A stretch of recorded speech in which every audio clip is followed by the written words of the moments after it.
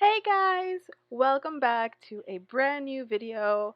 I've been a little MIA from my YouTube channel. I've been a little busy with my sticker shop this last couple of weeks, and you would think that working from home would allow me some extra time, but no. Today we are doing prompts from my friend Shay, the Sleepless Planner, and we're starting out with textured elements or textured paste, which you guys have seen how I've learned finally how to use this stuff, and I've always loved it. It's one of my favorite mixed media art journal supplies. I look forward to using it. It's hard to use in like a daily journal, but I love using it and with stencils, and so I'm excited for this first prompt. I decided to go with a starry sky, so to speak, and I did divide my page just so I can have like a horizon page, horizon line. Excuse me. Alrighty, as I am finishing up, I did have kind of an idea um, as to what I would be doing. Um, Here I am blacking out the bottom with some ink. The prompt is black and white background. So I decided, I had a couple of options. I could either go in with paint or ink or marker. I decided to go with this ink pad because it is drying out. I did add a little water to it and just got the last bit of ink out of it before I had to say goodbye to it. So um, it's done its job, I guess, now.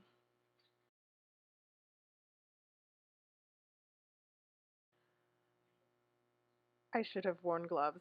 Okay, so we're going to ink this right off. Yay! And we're going to add a different kind of washi. I didn't foresee this, but the idea of this particular washi, I really liked it. It's like a little cityscape, and I wanted to use it. This is not a prompt. This is just me using, elements that I enjoy. In case you need a pro tip about washi, I use a metal ruler to snap off the edges, and it always leaves me a nice crisp line, and it's nice and easy, and the ruler doesn't weigh that much, so I carry it in my pencil case. My next prompt is a hidden message, so I'm going to use this Faber-Castell marker to write out a nice quote that I found, and then we're going to art on top of it. So I'm not really worried about what my lettering. I started out wanting to use nice hand lettering, and then I was just like, oh, what's the point? We're gonna cover it anyways, and I'm pretty sure I misspelled better, but like I said, the message is heartfelt. So I'm gonna take my ink, and I had ideas. I wanted to sprinkle it on with my toothbrush that I have for this, but because I am watching the recording and making sure I'm not getting splatter all over everything else, I oh gosh, I ended up tipping over the whole bottle. And now I don't know what to do. So I grabbed my unexpected tool, which is a plastic fork. I keep a set of plastic utensils in my mixed media uh, little drawer uh, for whenever I need an unexpected tool. So I have a fork, a spoon, a knife, and I have this toothbrush. And sometimes I'm pretty sure I've even used toothpicks and Q-tips. So I keep all of that kind of stuff hanging around. Bubble wrap is also another great one. And you know what? I can't mop it up. I can't do anything about it. We're just gonna splatter and work around this. I don't know what to do, honestly. This was not the plan. And most of the glob of ink is already like sucked into the paper. I don't even want to know what the next page looks like. I'm going to ignore it. And we're just gonna keep trying to move as much of it as we can around. Um, Looking at it in hindsight, I should have maybe spritzed some water on it. I should have tried other things, but I didn't, and oh well. it is what it is. I do end up liking what I end up with, so that's good. If you've ever followed me, if you've been following me for a while, then you know that I don't leave any pages behind. I work through what I have and I try to make it work, and sometimes that turns out awesome and sometimes it doesn't. And I'm going to tell you right around here when I'm blotting, wish I would have left the washi tape alone, but no, I didn't. So, because I like the little speckles that are there, but I guess when I was mopping it up, I didn't notice them, and I just there they go. Okay, well, what you gonna do? Too late now. Oh, Anna of the past, if only you knew. I keep trying though. I keep going back in. I'm reworking it. I'm trying to make as much splatter as possible. I'm obviously also trying to get as much of this ink off of the toothbrush as possible because I don't like being wasteful, but this is a mess. It's a mess, but we'll work through it. We'll make it better. This is just the ugly stage. This is the middle. Look at my hands. Oh my god. So I get this idea to the background is supposed to be black and white, but nobody said anything about the foreground. So I'm going to add some color, some more dimension, and try to pick up on these the stars from the texture paste. They're obviously under all that black, so we're going to try to pick some of those up, bring some color into this, make it interesting. I love this technique with the big brush and the ink and making kind of um, the stencil markings or whatever.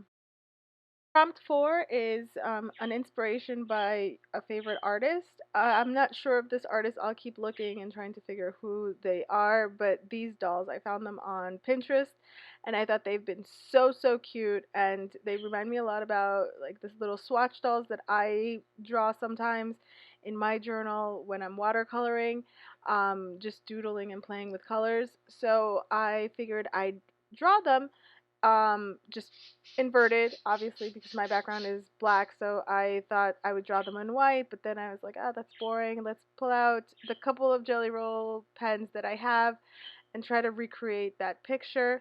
So that's what I'm going for, and they're so cute. I love them. I think I might be adding some more of these to my watercolor journal. You might see these in my 100-day project, which is an ongoing project that I have going on right now. I do have a little bit of catch up to do. I also promised to do a video um, showing like a flip through of that journal, which is coming soon. But we're almost done with this take 5. I do like how this is turning out now. There are a few little things that are bothering me, and we're going to go back in and just fix those up. And if you are new to Take 5, then I will give you a catch up. There are 12 of us ladies all over the world, and one of us chooses 5 prompts for the group every month, and we then record our video and share it for inspiration and a bit of creativity. And we all post at the same time, the last day of the month, and then you guys get to participate. And if you make a video or make a picture and want to share it on your Instagram, please make sure you use the tag hashtag Take5Art, and we are happy to share. And also, Kira adds your video to the monthly playlist. That way, everybody gets to see it. And that's lovely. We all can use um, inspiration from each other and learning from each other, and everybody uses their materials in different ways, and it's just a really, really nice art community here. Okay, so I see a lot of creative friends use their Posca pens. I am not a fan. I always end up making mistakes, but I figure there will be no bigger mistake than what I've already done. The Posca behaved itself. It didn't do what I wanted it to do. It's not as opaque as I want it. You see me going over these little clouds over and over again. I'm trying. I really am. Didn't get what I wanted though. So we're going to have to come up with a different plan for those. Okay, just some finishing touches. I wasn't sure if I was going to be adding the trees from the original picture, but I decided to do it since I had the space. I did end up having to leave one doll behind, I believe. So it's not an exact replica, and that's totally fine. But there was this really cute balloon, so I added that also. Here we go with some gesso. When all else in my life fails, I grab the gesso because it is just the whiteout of mixed media. And I really, really want those stars to show up. So even though I'm not being careful about where these are landing, and they're not the original stars from the texture paste, I'm quite happy that I finally got my stars back. So, yay! After I turned off the camera, I ended up going back in once the gesso was dry and outlining all of these stars with one of the jelly rolls so they are a little shinier at the end when I show it off. And of course, none of my mixed media pages are complete until I splatter some of my Winsor & Newton white ink, which is the only thing that I use this ink for. And there they are. How cute. I hope you guys enjoyed. Thank you so much for watching, and I'll see you guys real soon.